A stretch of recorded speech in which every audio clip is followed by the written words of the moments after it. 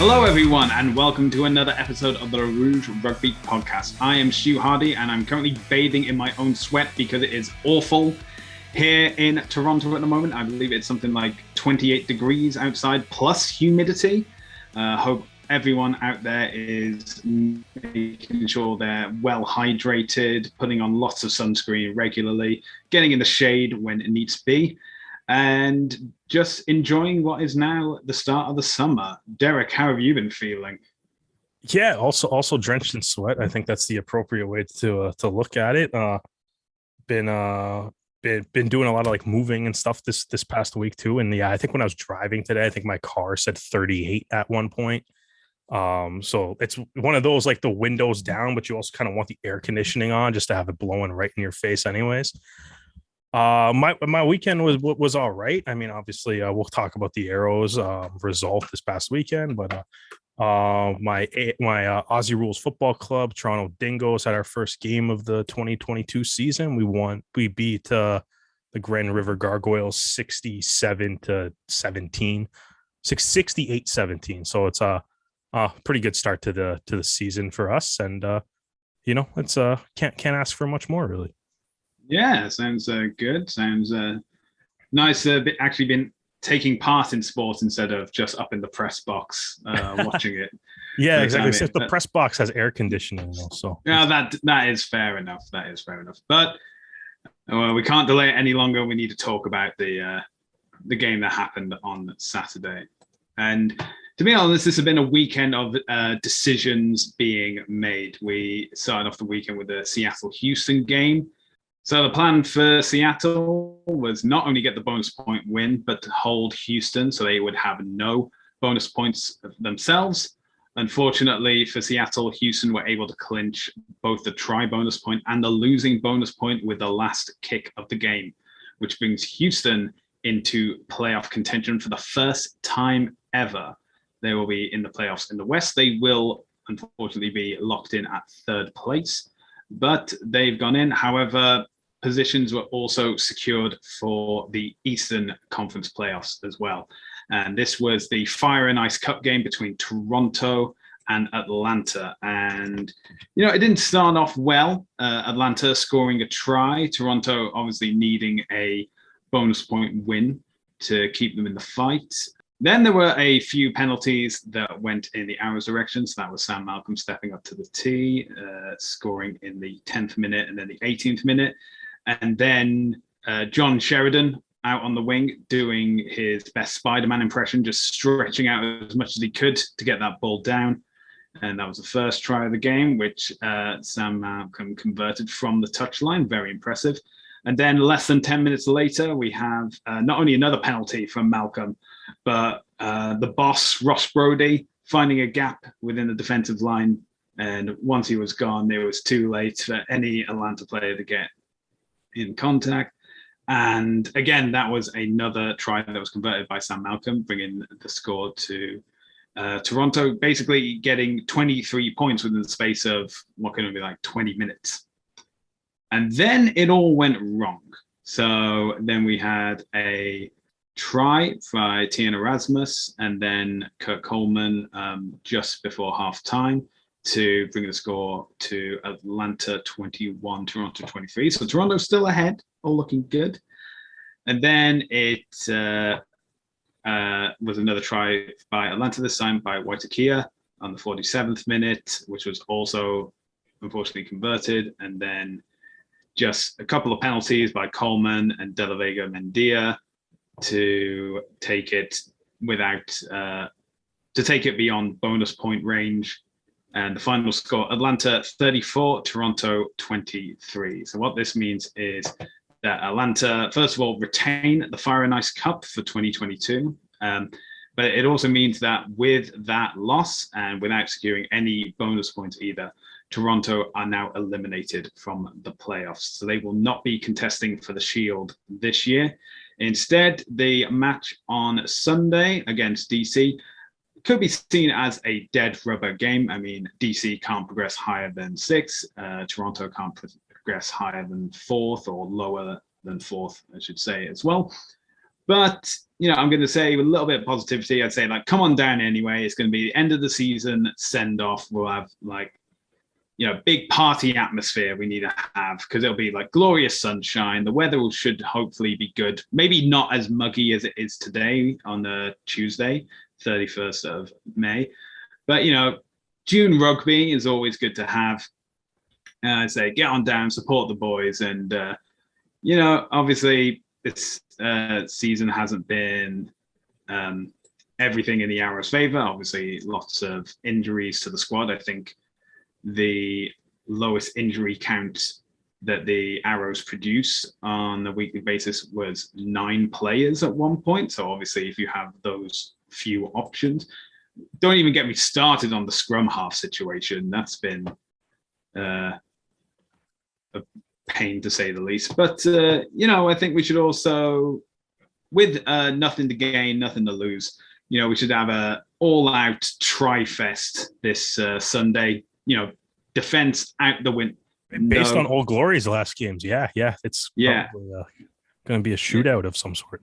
Yeah. And, something fun to look forward to, maybe get some players who haven't had much game time out. Like, what's that player, hasn't played a game yet? Jamie McKenzie. Yeah. Have him come out on the game and have him run out in Arrows colors. Only Beach has been playing pretty well. Yeah. But, it looked going so well at the 30-minute mark against Atlanta, and then it just all fell away. Yeah. What do you make of it, Derek? Well, first of all, I think that is the most sad you have ever sounded doing one of these game recaps. You okay, man? Yeah, I'm all good. It's good. I wasn't good on Saturday. Did you Yeah, well, maybe not. But I was like, man, you got to the second half and you were just like, yeah, and this guy scored a try, and this guy, and then the season's over. Was I wrong? I guess not. Yeah. That's not the There's only so many ways I can polish it before it's great. Yeah, we won't make the playoffs, we won't make the Shield, but play with their heart. I'll echo your sentiment of hopefully everybody comes down. It'll be it should be a fun last game anyways, and it's Old Glory. Say what you will about them and their performance this year, but they've been fun the past couple of weeks anyways. So should probably definitely have hopefully it'll be a good game, and it's always nice to get out in the sun. And you know what? Even if it does rain, one of two things will happen. It's going to cool us down, and that'll be welcome, or it's going to evaporate before it hits the field anyways. So it's fine. All right. So on to the game itself. Obviously, as you kind of said, this like Atlanta got off to a little bit of a better start. Toronto didn't really touch the ball until it was already at least 7-0 in Atlanta's favor, with Momsen scoring that really early try off the back of a Torres run as well. Those two guys played amazing for the whole 80 minutes as well. A lot of really strong performances from Atlanta as a whole in this game. But I think it's one of those things where I think, as the Arrows are kind of coming back, and I know, and they're leading at halftime, and then unfortunately didn't score a point in the second half again. And it's one of those things where it's like watching this game, and it's like there's certain segments of the game where the Arrows are playing great rugby, right? Obviously, that era after the Momsen try, where the Arrows stretched that lead out, they have 23 in a row at one point, right? So it's like they were kind of like doing really well, right? Obviously Malcolm, taking advantage of some ill discipline from Atlanta as Malcolm was slotting penalties. I thought your Spider-Man analogy for Sheridan's good, because I'm sure he had something. Looked like he had something helping that ball stick to his hand as he tried to ground that. Kind of surprised I didn't take more of a look at it, to be honest with you, but I'll gladly take that any day. But then, it's a weird, I guess it was a weird game. And I think the thing that in the second half, the Arrows definitely had opportunities to win, or I wouldn't necessarily say to win this game. Well, because I'm not to try to take anything away from Atlanta, not to win the game necessarily, but to put points on the board to stop Atlanta's run as they were coming back pretty hard in this game. And, and it comes down to, like, I think two things that we've talked about a lot on this podcast this year, which was, execution at the line out and ability to finish. Right. And I think, there's obviously certain points of the game where those two kind of go hand in hand, where it's like, okay, there's a line out, Atlanta gives up a penalty. Malcolm kicks to the corner. You're like 5 to 10 meters out and the line out's overthrown, or the line out wasn't straight, or maybe even like guys like Halu maybe got a hand on it. And even though the Arrows still maybe won the line out, it really wasn't clean and the good platform for attack wasn't there. You weren't able to get the maul off. That kind of happened a lot in the second half. And then, the line out, I guess the line out throughout the entire game wasn't the best either. And, the one, for as bizarre as it is, one of the best examples of just some, I guess, the issues of the line out is the line out right before Brody scored, where it's like, I think Bailey is in one pod and then he kind of runs to another. So he gets the movement and then nobody really jumps for the ball. There seems to be a miscommunication as to who's actually going up for the ball. And it just sails over the line out. Fortunately, Rumball's there. So he grabs it, has a nice run. And then off of that, a ruck, Momsen, and I think it's Sullivan at this point in the game already. Because Atlanta had some front row issues, a hooker and a prop had to enter the game within like the first 25 minutes. Yeah. But so it's like they kind of go to the ruck and Momsen pushes out probably a little too far and no one's really contesting the ruck. So then Brody just picks it up and runs to that gap that Momsen opened up. And it's, it's one of those things where it's like, oh, like that worked out really well, but that was also a really bad line out. Yeah. Right. And, it worked out well, but unfortunately, over the course of the game, not every line out that they overthrew ended up in an Arrow's hand, who wasn't, part of that line out initially, who then wasn't able to turn that into a try within one phase. Unfortunately, a lot of those lineouts ended with Atlanta clearing the ball off of their line or turning it over or winning a penalty of their own or something. Right. So, I think it is kind of unfortunate. It's just, it's unfortunate to see this. I guess the season's not over. Obviously, there's still one more game to be played, but I guess the dream of winning a Shield is officially finished for this year, and we'll have to wait until next season as well. Yeah. But yeah, I think it just seems like the two. I don't know, Stu, what your opinion on this is, but it seems like the two biggest issues in this game to me are things that we've talked about all year. Yeah. Right? And I mean, one of the things that also should be mentioned is that this is now, of the 7 games that the Arrows have lost this season, this is the 5th in which they walked away without getting a single table point. Yeah. Okay. Well, and that's something that is obviously, I'm not going to say it's been the difference between them getting into the playoffs and not, because even if they had, so let's say they got a losing bonus point from those 5 games, they'd be on 45 points and they'd still be out of the playoff race. But if you look at the Western Conference, for example, Houston are on the same, or actually no, I'd say Seattle are probably a better example. They're on 15 games played, 8 won, 7 lost, and they're on 41 points. And they obviously were unable to make up the difference against Houston and San Diego as well. They're on 8 wins, 8 losses. So, an extra loss on top of what Toronto already has, and they have 43 points. And whilst they were on the same knife edge that Toronto were, they obviously had a better circumstantial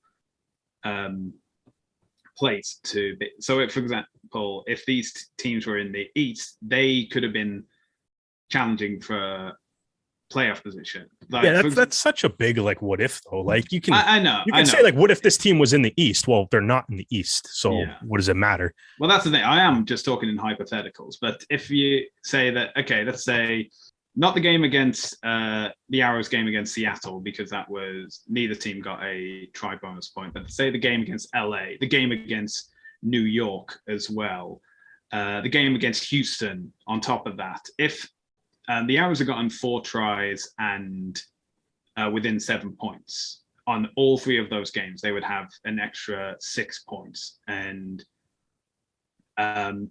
And then on top of that, 2 more games in which they have a losing bonus point. So that's 8 points. That's 8 points that they've left on the pitch. And if that was the case, they could potentially be challenging for a playoff spot now. I think the overall thing I'm getting at here is that I feel that Toronto's attack hasn't been as strong this season as other seasons. They are, I believe, the 3rd lowest scoring team when it comes to tries, only better than Dallas and NOLA. So Dallas on 26, NOLA on 47, Toronto on 48. And when you look at the teams that are making the playoffs, they've all scored in excess of 57 tries. So Atlanta, Houston are on 57, LA are on 58, Austin, New York, and New England have all scored over 60 tries. So this is the thing that needs to be focused on for next year, because I'm mentioning it about like getting the try bonus point, getting the losing bonus point as well. Those can be the difference between making the playoffs and not. And and when you're only scoring 48 tries, and Toronto are currently on the same tries for and tries against, they've scored 48 and they've conceded 48. Yeah, 48 conceded is 6th in the league too. Yeah, so it's average defense, you can say, for the tries against, if they're only like 6. They're definitely doing better than other teams like NOLA, DC, definitely Dallas, Utah, but even San Diego as well. And even Houston, they conceded fewer tries. So yeah, it's better than playoff teams. So it's one of the things that I want to be able to say that next year, this is what Toronto are focusing on. They're focusing on new attacking style platform, because the one this year, whilst it's worked in some games, just hasn't worked consistently. Obviously, there are things that are outside of Toronto's control, such as injuries, but it's the idea of like control the controllable. So we want to see a Toronto team that can attack and that can score. I mean, we've been talking about unable to convert territory in the opposition 22 into points.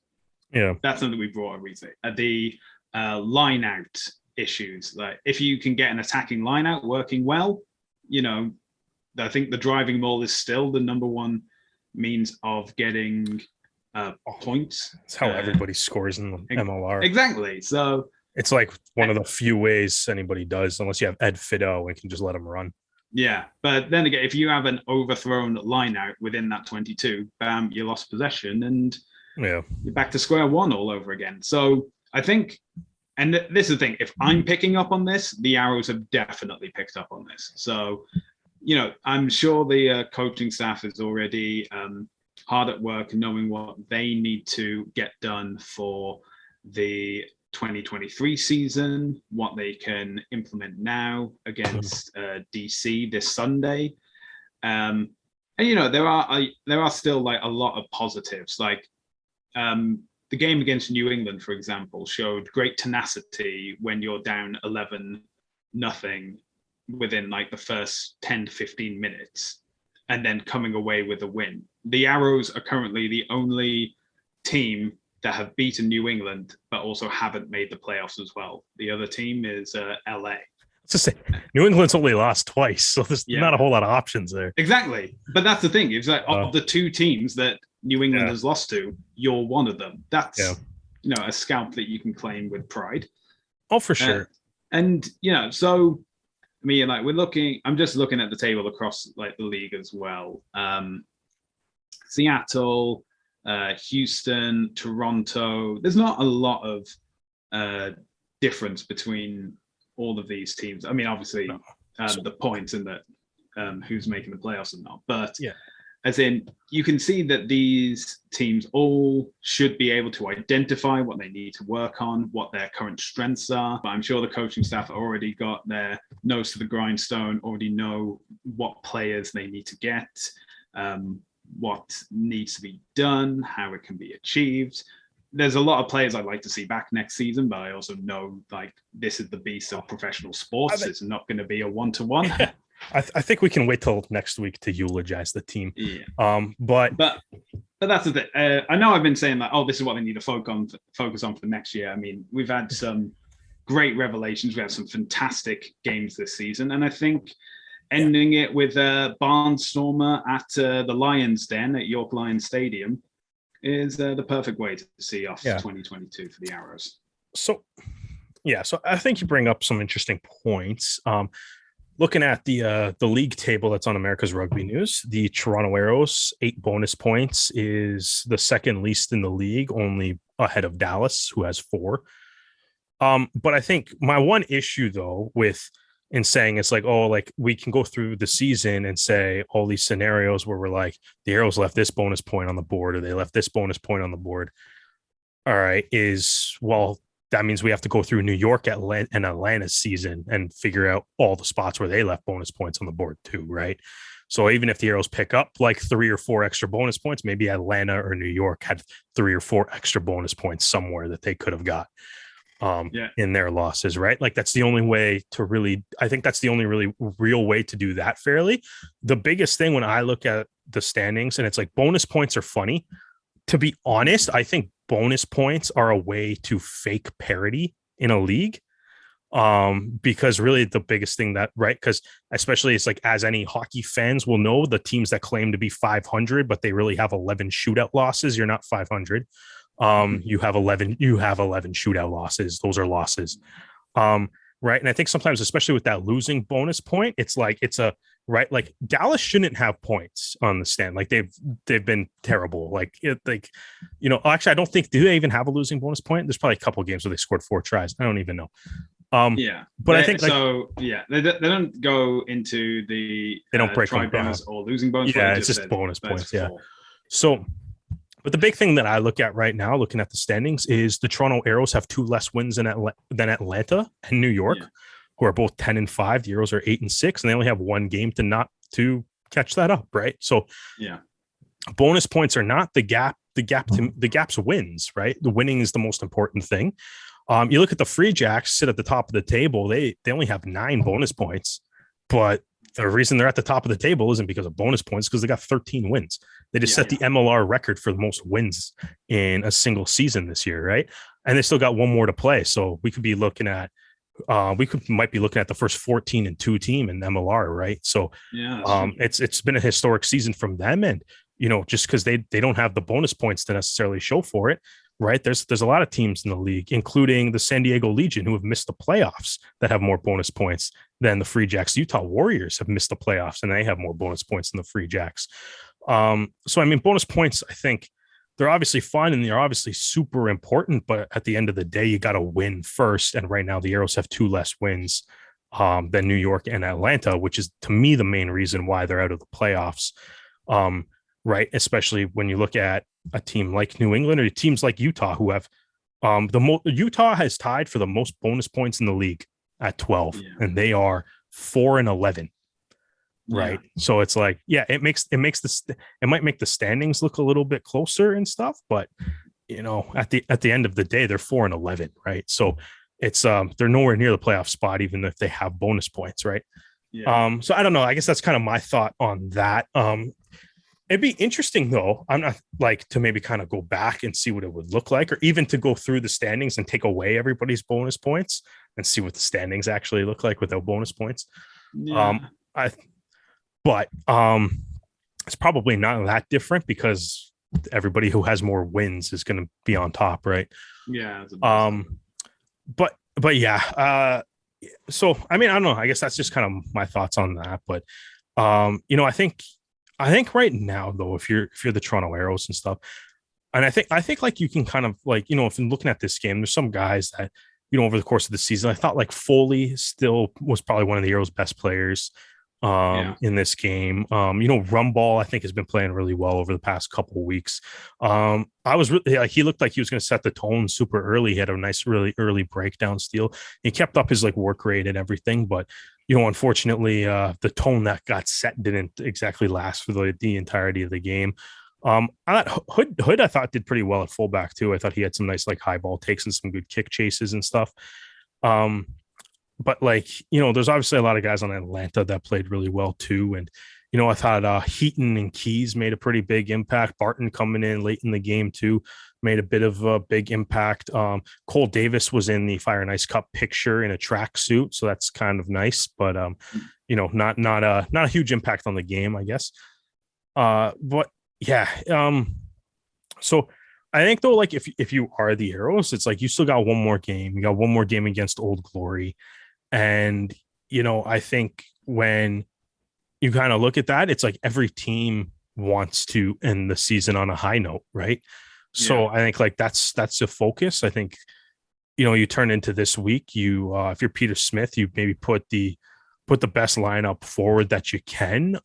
Maybe there's one or two guys that based on like work ethic or anything this year, maybe if you deserves a start in the final game or something like that, that's fine. But like, you have an Old Glory team that is going to be coming into this, and they're probably going to be thinking much the same way, right? Like that they want to end their year on a high note, right? Yeah. And so it's even though, as you kind of called it earlier, a dead rubber and stuff, it's like, maybe it's a dead rubber in the sense that it's not going to make much of an impact on the standings in any way, shape, or form, but I'm sure the game still means a lot to the players, right? Because everybody, no, at the very least, you can, if you can get that opportunity to end your year on a high note and stuff, right? It'll make even though it'll be disappointing to be watching the playoffs from your couch, but it'll make the final post match beers taste a little bit sweeter, and I think that's kind of what you're aiming for during this game. Everybody wants to end the year on a high and keep building towards next year, right? Because especially like, I mean, you've seen we've seen this league, like New England didn't make the playoffs last year, right? No. And they're top of their league. Austin was 0-16, didn't make the playoffs last year. They were one of the best teams in the West all year. Houston, after 5 years in this league, made a lot of smart signings, some new coaching staff, new management, right? And now they're looking at their first playoff berth too, right? So you can flip it really quick in this league, right? And so, I mean, if you're the Arrows, if you're Old Glory DC, like that's kind of the mindset that you're probably having right now. Look to end that year on a high note and then build towards next season in the off season. Yeah, that's the thing, is that it's obviously upsetting to not make it to the playoffs this year, but the clock resets. We go again February next year, and just got to make sure you make all the right decisions in the off season now, because this is where the important decisions get made of like who gets signed, anything that can be done in the off season. Obviously, there's going to be the Canada men's fixtures this coming July, as well as other things happening in the rugby world. Maybe there'll probably be another rugby rally in the fall this coming year, and building on the Canadian talent that's already there.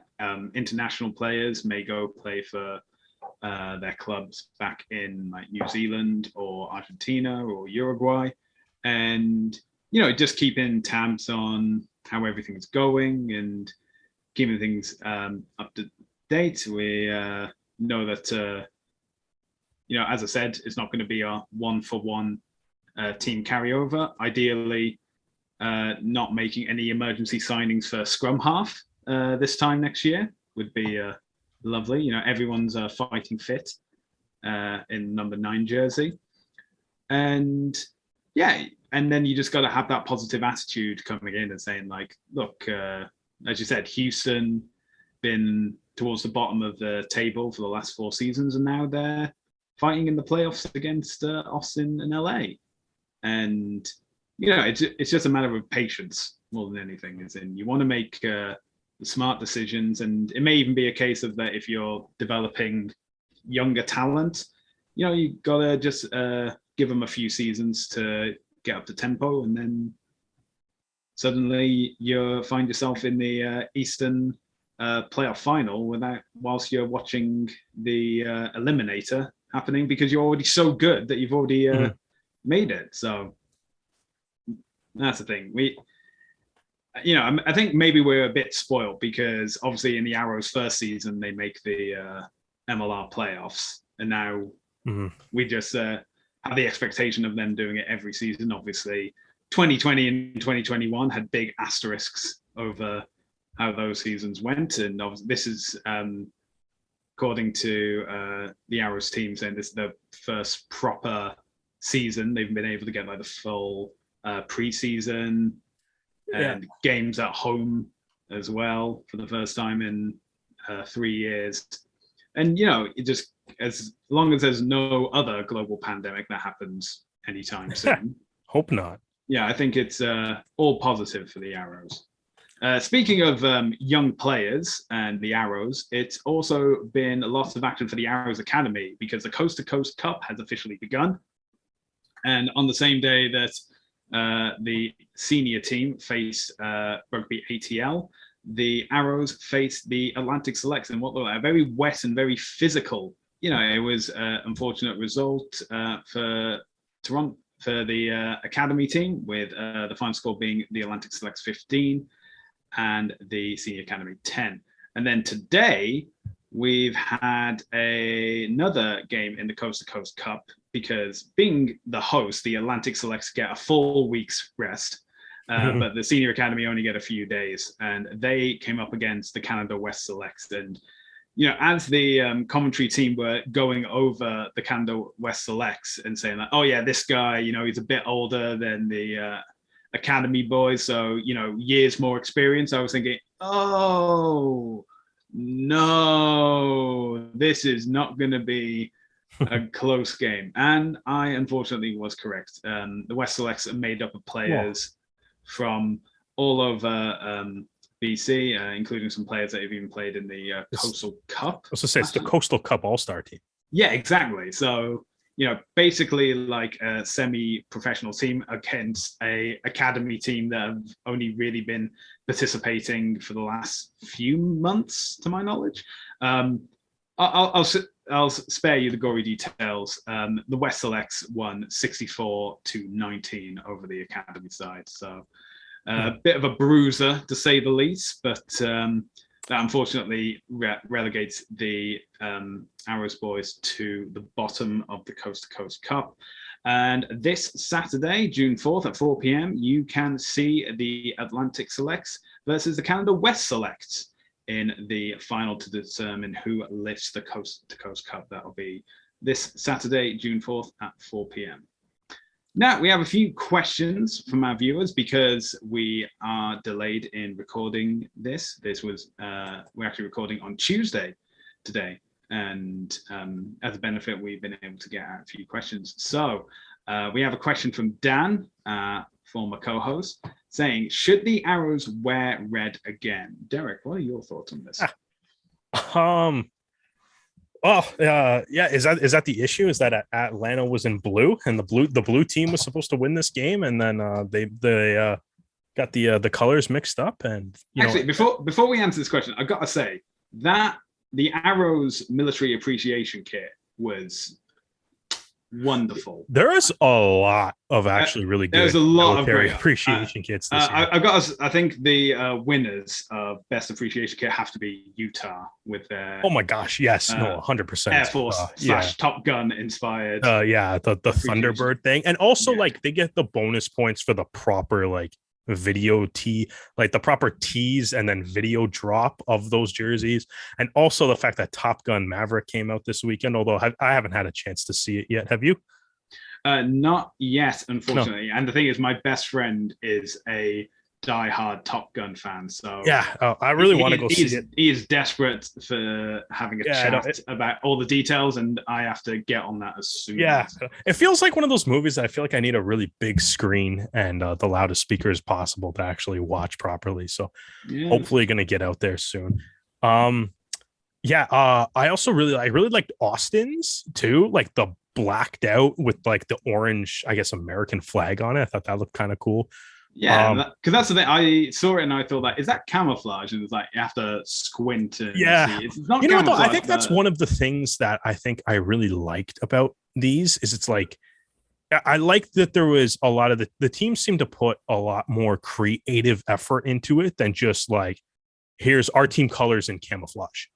Yeah. Right. And it's like the team, like it looked like, across the boards for a lot of teams, especially as you mentioned, Utah, right, where there was like, we're going, like, here's a cool like airplane inspired, fighter jet inspired design, based on I guess like an Air Force base in Utah. I'm not 100% sure on what that history is, to be honest with you, but I thought that was a really cool idea, right? And a lot of teams I thought did really well at that, or at least in the sense, in like the idea of like, I think the Toronto Arrows, actually that's something like, I they would kind like of like hid the camouflage a little bit better, even if it's on it.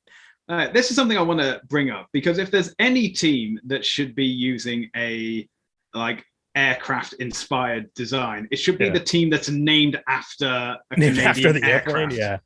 Well, I think I like, though, because I mean, I know like the Blue Jays do it a lot too when they because obviously like there's a handful for the baseball season. Obviously, you run into Memorial Day this past weekend. You're also running into Canada Day and the 4th of July later, right? So like the Blue Jays have always been kind of that team that really like rocks like the red and white, when especially like on those weekends that kind of cross with some of the American holidays and stuff. So I love the Arrows going with the full out like the Canadian color scheme and stuff. But yeah, you know what, maybe maybe next year maybe they'll have a little more like an Avro Arrow kind of design to it. But should they wear should they wear red again? I mean, like, yeah, sure, like I wouldn't mind that. It'd be cool to have it's you're the only Canadian team in the league, so I think like if there's you can get away with it. Yeah, exactly. It's like you can I think you can do things like that, especially when on a holiday like Memorial Day, when it's like obviously a very patriotic day for Americans or friends south of the border, especially with like the military appreciation. It's definitely, it's something that the Arrows can do to stand out. Go with a Canadian flag design thing, and I do actually really like it. And it's also kind of fun. It's just I don't know. I think it's fun. I would totally wear red again. I mean, obviously, it's not going to be a regular thing. You're going to probably wear it for a one-off game, but if it was like, it's not like Old Glory where I'm like they should wear cherry blossoms every single game now, apparently, because apparently that's the problem. Right. I'm just going to say like the cherry blossom jerseys 2-0, everything else they've worn 0 for whatever, how many games that is. But yeah, no, I don't know. I would wear red again. I think it's cool. Why not? I mean, it's unfortunate they lost, but I would still rock red. You used to? I think that the issue was they didn't wear enough red, because if you go back and watch all red.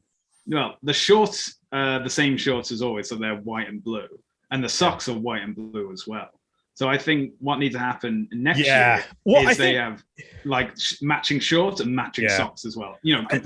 Completely look. That's why the game was so disjointed. They were so good in the first half, go full out with it, but then they were bad in the second half, and it's because the kit didn't match. That's the reason. So, okay, Arrows team. That's what you need to sort out. I think matching kit for every fantasy jersey that you wear next year. Yeah, I think that is something that I've noticed, like with the city jerseys and the military appreciation jerseys, is some of the teams that have altered their normal colors to fit something. It's like when the jersey doesn't match the shorts and the socks, it looks a little off. Like when Seattle city jersey's black, but they still wear blue and green shorts. Yeah, right? So it's like the look itself is a little off. But yeah, I mean, I'd still wear red. Canada's team, man, embrace it. Exactly. Okay, next question we have is from Raheem. And the basic crux of his question was, do you think there is any chance of Toronto hosting Rugby World Cup games either in 2031 and or 2033? I mean, I think it's way, way, way too early to really say on that. Well, I mean, obviously, I think obviously the best hope that for Canadian involvement at either one of those World Cups is probably like one stadium somewhere in the country is used as a venue for maybe one game or two games. Right. Like, I think obviously when the USA announced that their bid was successful, there was no Canadian cities on the list of countries or on the list of possible host locations. I remember like when we talked about it, Patrick Johnston mentioned he asked Jamie Levchuk about it, and they kind of said that they were, looking at and working with USA Rugby in order to, maybe figure out some possibilities of how Rugby Canada, USA Rugby can kind of work together on this. So I guess we'll see what happens with this, but I guess my answer to that question is I think it's way too early to tell or to see, or there's too much time in between it. It probably has a better chance at maybe the women's tournament has a better chance considering the Canadian women team's standings on the world stage. But I think ultimately, it's too early. I think it's too early to tell. We'll see what happens, I guess. Yeah, my opinion on this is that if a Canadian stadium is going to be chosen, from what the rumor mill has been circulating, is that the plan is they want the Men's World Cup to start on the West Coast and then move across the country, and the East Coast hosts like the finals, the bronze final, things like that. So from that understanding, it appears that if a Canadian city is going to be chosen, it's probably going to be on the West Coast for the pool stages, and there would therefore probably most likely be BC Place, which is able to have a closed roof, it has a higher seating capacity than BMO Field as well, and again, same time zone, so it's easier to organize games as well. There's less likely of having a clash with NFL teams if you don't have an NFL team at the stadium. But that's obviously the CFL schedule is worse for that though. The CFL starts in July and runs through November. Yeah. Well, like the CFL schedule is even harder to work around with that. And I mean, I think the at the end of the day too, I think like the important thing is like the United States of America has the most professional sports stadiums of anywhere on the planet. Yeah. Right. So it's like, that's it's one of those things where I'm like, it would be nice to have a game in Canada, but I don't. The USA does not need Canada's help hosting an international sporting event. Yeah, that's right. It's not a case of like in England, for example, where it's like, oh, we're going to have it at these football stadiums and this football stadium. Oh, but we need one more place. How about the Millennium Stadium, like one of the largest rugby specific stadiums in the world? It's not the same for and I mean like also States. I think like the other thing too is like obviously the USA's hosting the World Cup before the World Cup, the FIFA World Cup. I guess I got to specify my World Cups when we're just talking World Cups here. The unimportant World Cup. Yeah, the less cool World Cup, and they're also hosting an Olympics. So I mean, I don't really necessarily know what those plans are, but it's also like NFL teams are constantly building new stadiums and stuff too. Yeah. Right. Like, colleges are constantly building new stadiums too. To be honest, I think all that I care about is not the stadium, but also the transportation to like get you there. Because obviously lots of Europeans are going to be coming over, and there's only so many Ubers in these cities. I'd like if you don't think New York or LA is prepared for hosting major events? Oh no, New York is, LA is. It's these like college stadiums that have been rumored. Dude, the college stadiums are bigger. Yeah, Michigan. But it's not that. It's getting to the stadiums. Yeah, no, they're totally prepared for that. You think Michigan hasn't figured out how to get people to the big house? 110,000 seat stadium, and it's in what I can't remember what the town's called, but it's like Yeah, like come on. Like Either they could way, get people there. either way. So my answer is I think it's a very slim possibility for Yeah. 2031, and I think it's even less likely for 2033. Because remember that Canada hosted the women's World Cup, I believe, in 20. Well, that's why I think it's actually more likely for the women's, because it's like they've done it before and the women's team's really good. That is true, but I think if the United States want to have any advantage, especially over Canada, and I don't think they'll be giving them any opportunity to play at home, just because they're. And even though this we're talking about now, this is obviously a decade down the line. So I think so. Raheem, to answer your question, I think it's very unlikely for both World Cups. I think it's just not so much unlikely, but too early to even probably have this conversation. All right. And the final question we got off Karen G, the Queen Bee.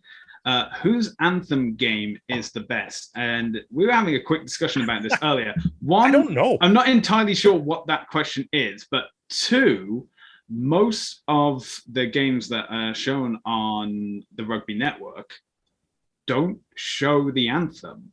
So I don't know.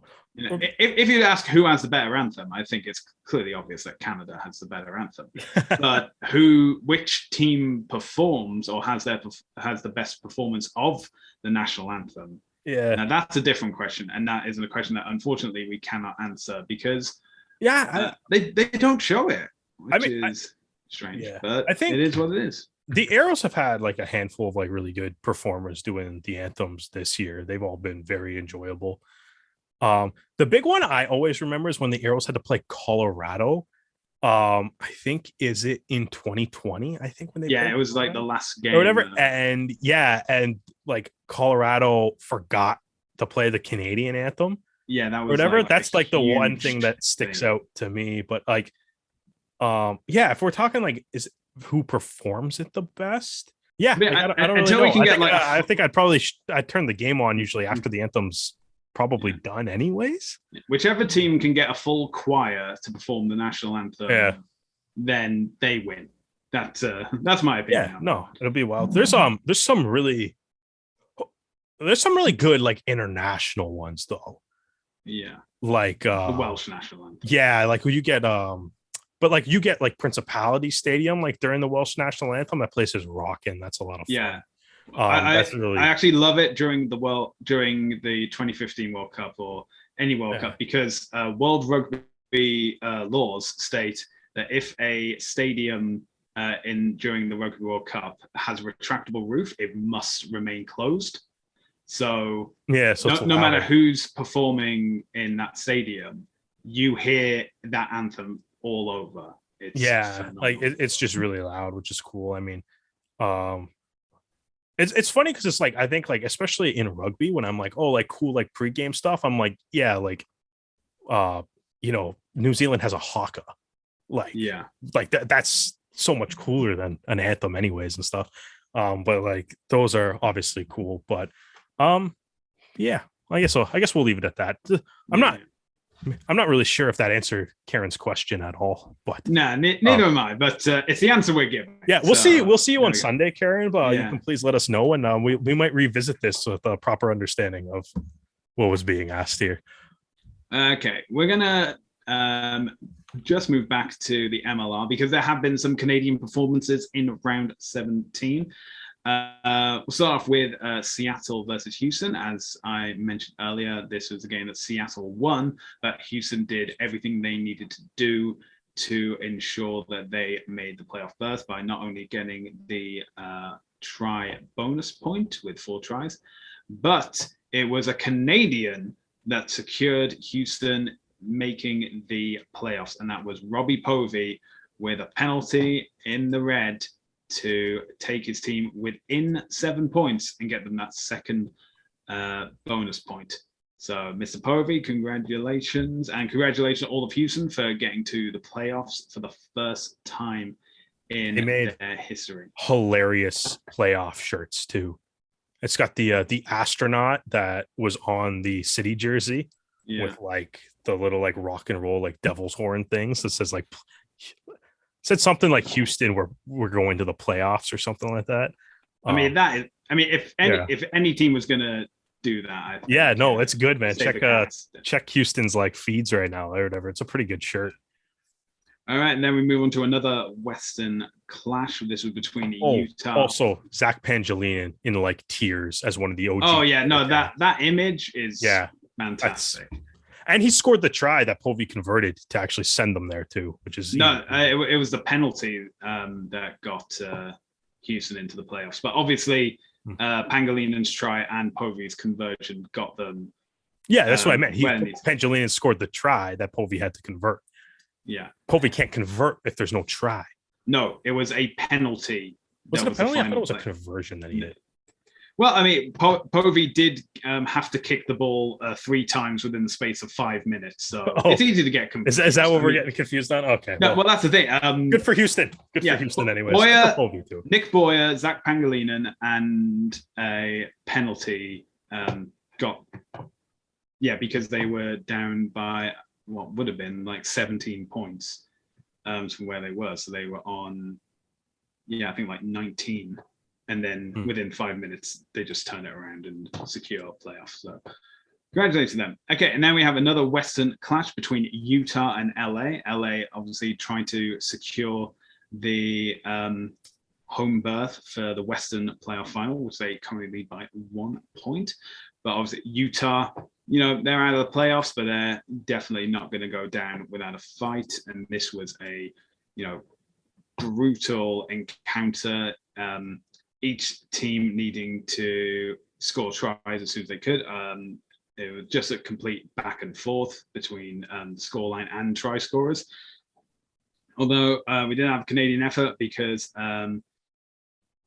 Stevens for LA scored in the 46 minutes, so the first try after halftime for LA, on the way to getting that try bonus point before Tuala and Germishes got the 4th and 5th. And, a lot of it in discipline from Utah. Mano with a yellow card in the 39th minute, Burns with a yellow card in the 45th minute. So, down to 13 men for at least 4 or 5 minutes. And then Saunders got a try in the 56th minute. And then Saunders received a red card I don't know if it was before or after the final whistle for a back chat with the referee. I think it was technically after the final whistle. Yeah, it's as Summers was walking off. Yeah, so that was unusual. well, the moral of this story, kids, is keep it to yourself because you never see the card flashing, and that's one game in which you won't be playing. Okay, we have the final Western clash of the weekend, Austin versus San Diego. San Diego, by this point, had discovered that they would not be able to make the playoffs no matter what they did. But again, also their last game of the season too. Yeah, because they have a bye week next week. So this is where it all comes to an end for them. But again, this was a game in which both teams got try bonus points. And Austin just one more try and a few more conversions and a couple more penalties to just get them over. It is important to mention that for San Diego, it was, ever infallible former vice captain of the team, Michael Smith, getting the ball over for San Diego, getting that try bonus point. The game is already lost at that point, but, never say die. And obviously Smith, Higgins, Thiel, Lloyd. Is there anyone? And Lynott. I was about to say Higgins again for some reason.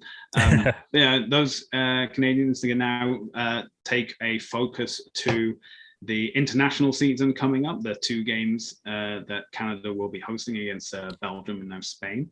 That's something that they can get their eyes on and look forward to. And I was just going to say, like, as San Diego's winding down their season, it's like nice to see Mike Smith kind of get their last try of the year. Because just what a phenomenal season he had. Well, this is it. We've been saying that the back line of the forwards is going to be a major headache for Canadian selectors to pick. Yeah, and he's definitely made a case for one of those jerseys too. Yeah, right? I'd have Smith nailed on for. Yeah, no, like I think, like if we're who do they play first? They play Spain first. Is the game against Spain first? Belgium's first. Yeah, Belgium's first. Yeah, like he should definitely be looked at to start that game. Well, like, considering Smith's dismissal against Belgium last time round, I'm sure he'll be wanting to make amends for that game. So, we will see, but obviously an extra week to help you prepare never goes. Now, this is something. So last week we had the highest scoring game in MLR history with DC. And DC liked it so much, they decided to do it again. This time with New York. This was an absolute try-fest. I think Doug Fraser got it going too. Yeah, Doug Fraser got the ball started. And ball rolling is the Fraser within 6 minutes. So already starting off with DC getting a score ahead of New York. Then we had penalty tries, then Dalatinia scoring 2, Cypher Loy scoring 1, Brown, Sau, Robertson Nana all scoring, Naholo with 2, Geiger with 1, McManus with 1, Andy Ellis as well, and then Ed Finau, who had, I believe, scored 9 tries earlier this season, has now put himself into the top try scorer of MLR this season because he got a hat trick within the space of 20 minutes of playing time. So his first in the 32nd, his second try in the 46th minute, and his third try in the 52nd minute. And obviously, New York at this time knew that they had secured the playoff berth, but they now needed to determine whether they would get home advantage or not, or, as you mentioned before, have away advantage by just having a wider pitch, which could obviously really help them out.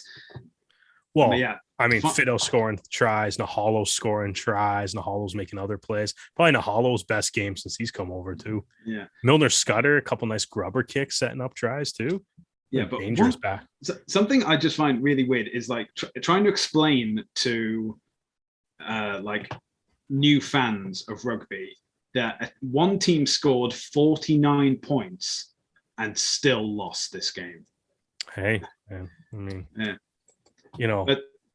so it is what it is. It's I think but you know what though, like the other thing with it is I love seeing DC play like this because I mean, I don't know if Nate Osborne is enjoying it as much, but like, the thing is, like, when you look at like pro sports as a whole, let's look at Major League Rugby.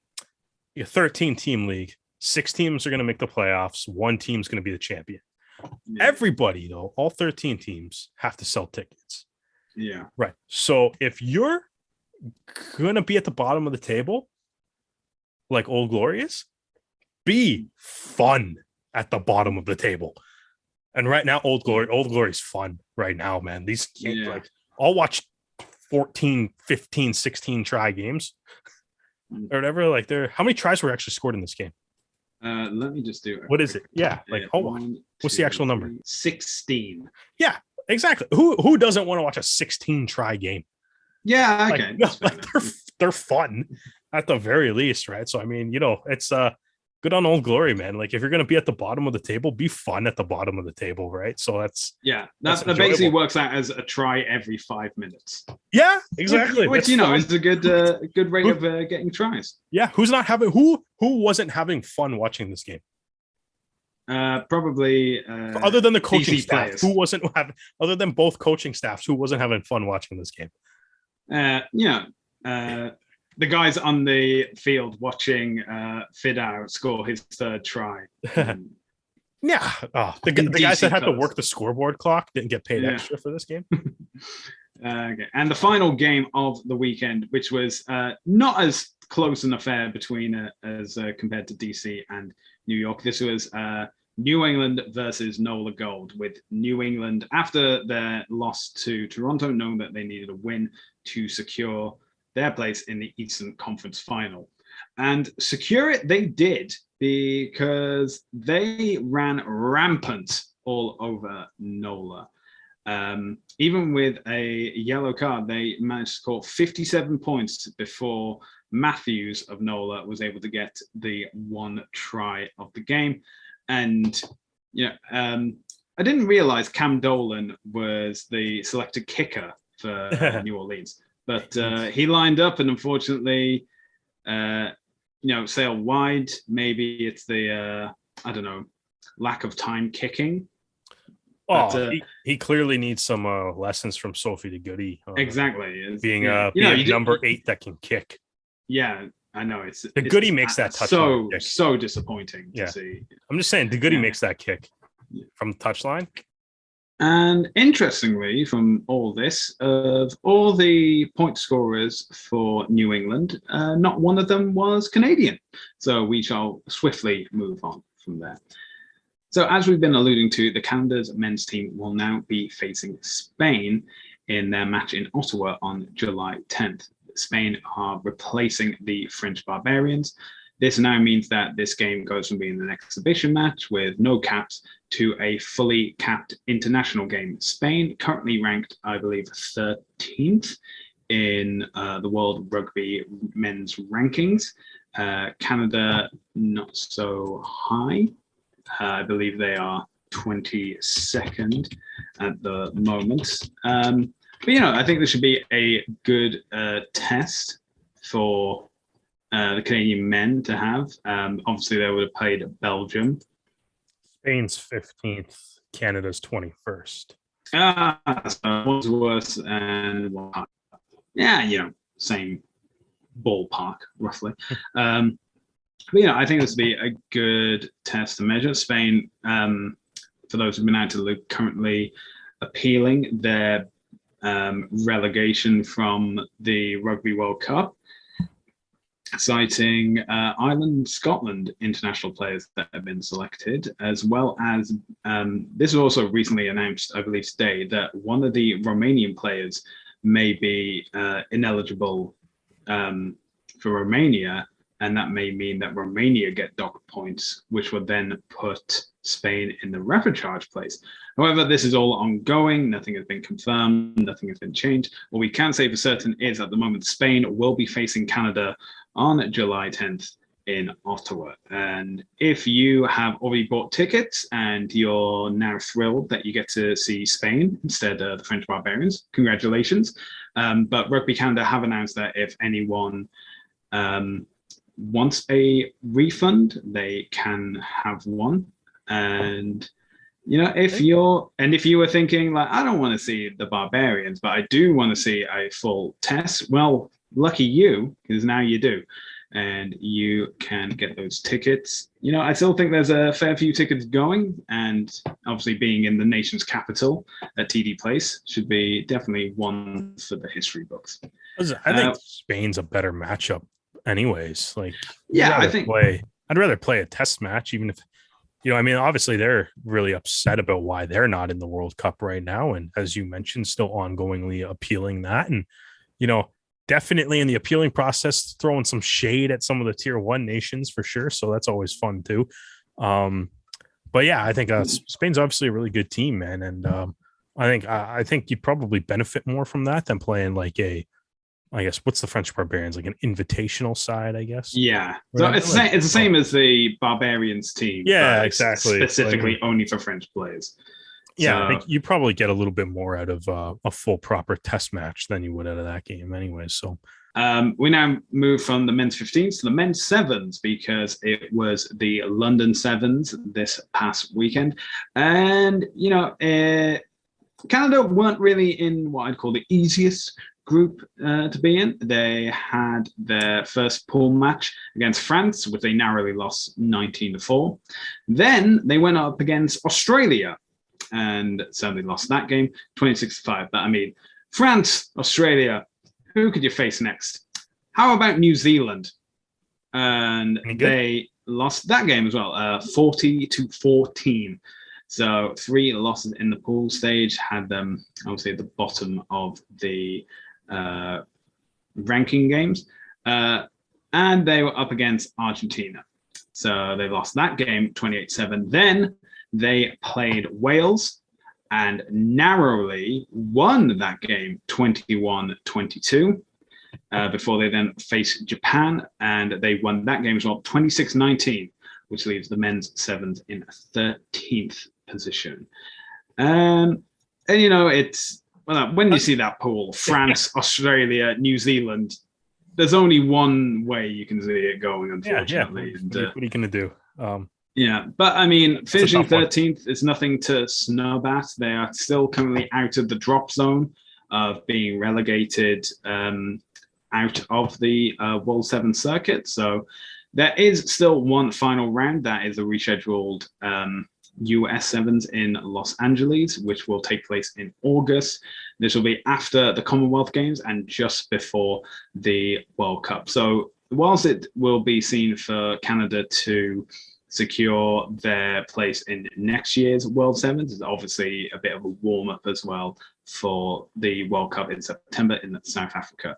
And today it has already been announced that the calendar for the World Sevens 22-23 season has been revealed, and it is a doozy. We have not only the continuation of the record equaling 11 rounds for the men's series, we now have 7 rounds for the women's series as well.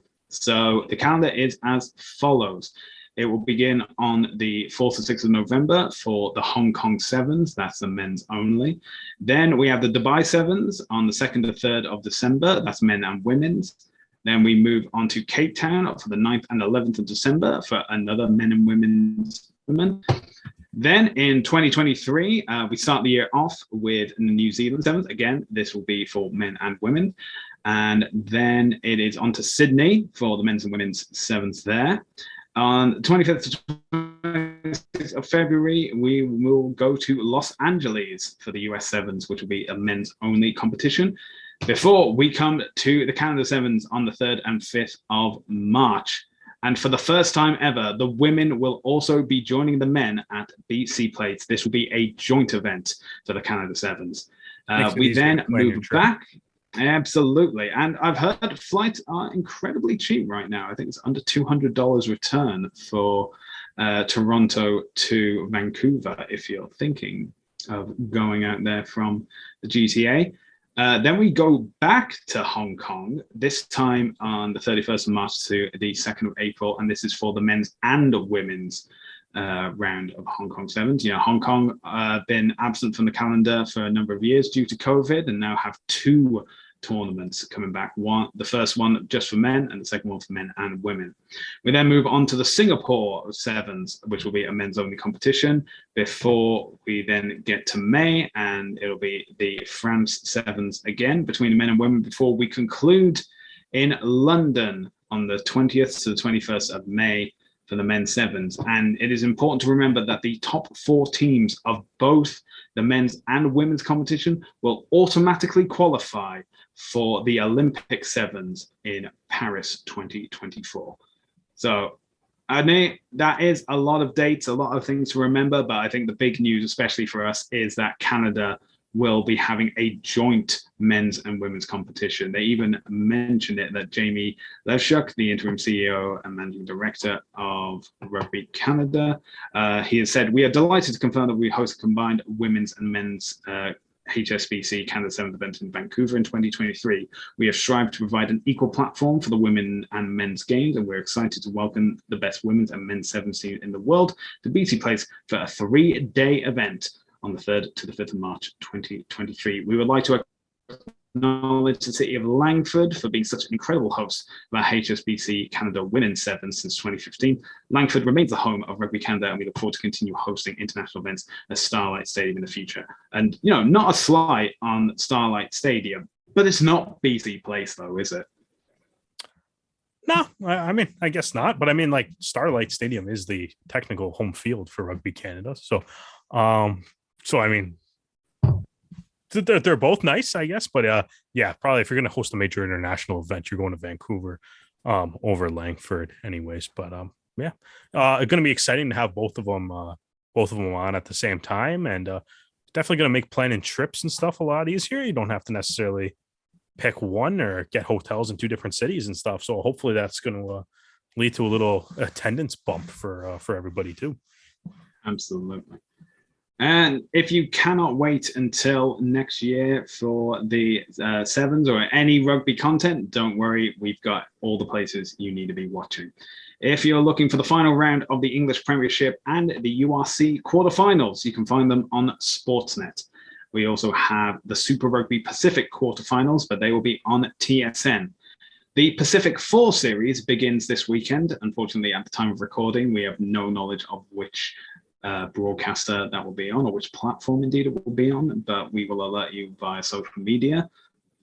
If you're looking for the non-Arrows MLR games to close out round 18, you can find them on the Rugby Network, as well as the final game in the Coast to Coast Cup will be on the Rugby Network as well. And if you are somehow unable to come to the Arrows DC game this Sunday at 12 p.m. Eastern Time, and that just could be you're not in Ontario, I think that's a valid excuse. But if you are unable to come, you can watch the game live on TSN. So, Derek, for the final round of the regular season, we have to make our predictions. And we begin with Atlanta versus NOLA on the Friday night. I guess I'll go with Atlanta. Makes sense. Yeah. And yeah, you know what? I'm going to agree with you. I'm going to go with Atlanta as well. The next game at the same time is New England versus New York.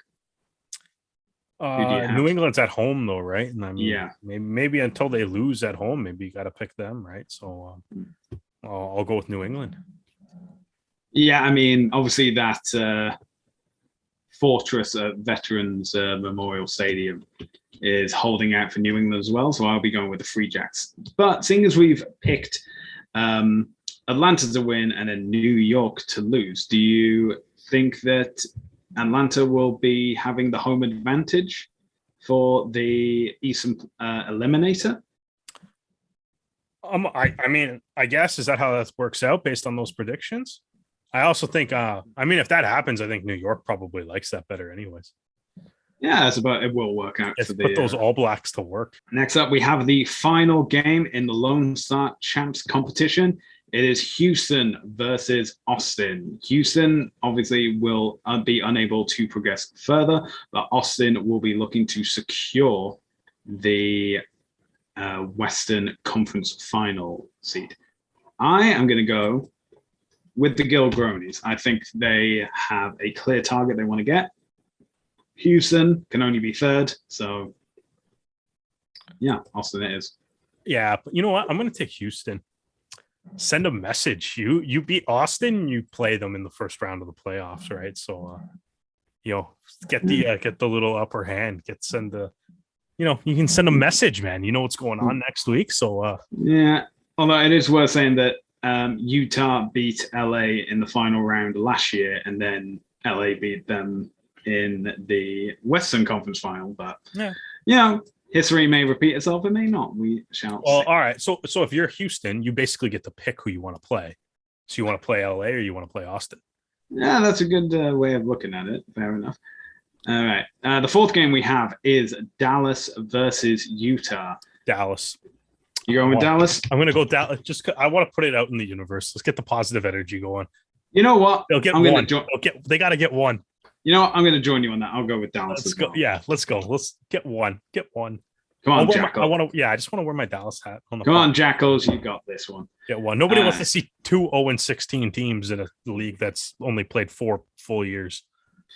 And we have Toronto versus DC. And even though they can't finish higher than 4th, I will be backing the Arrows. Derek, will you be doing the same? Yep. No surprises there. It was so predictable. And the final game of the regular season will be held out west with LA hosting Seattle. And LA. I know it's the same thing of like with the Houston-Austin game is that one team definitely has a bigger need in this fight to win, so I'll be going with the Giltinis. So those are Derek's picks. Those are my picks. But if you are looking for the Toonies picks, you can find them on our TikTok channel at Rouge Rugby. In fact, you can find us across all social media platforms, including Facebook, Twitter, and Instagram at Rouge Rugby. If you enjoyed listening to this podcast, you can listen to more on Spotify, Apple Podcasts, and Anchor FM. And if you like watching our beautiful faces, you can do so on YouTube with our entire back catalogue, again, at Rouge Rugby. Derek, where can the people find you? At Set the Jet across all social media platforms. And you can find me across all social media platforms at Hardman, spelled H4RDMAN. Well, Derek, thank you for joining me. I hope all of our friends south of the border had an enjoyable Memorial Day weekend. And thank you for joining us this time. We hope you can join us again next time.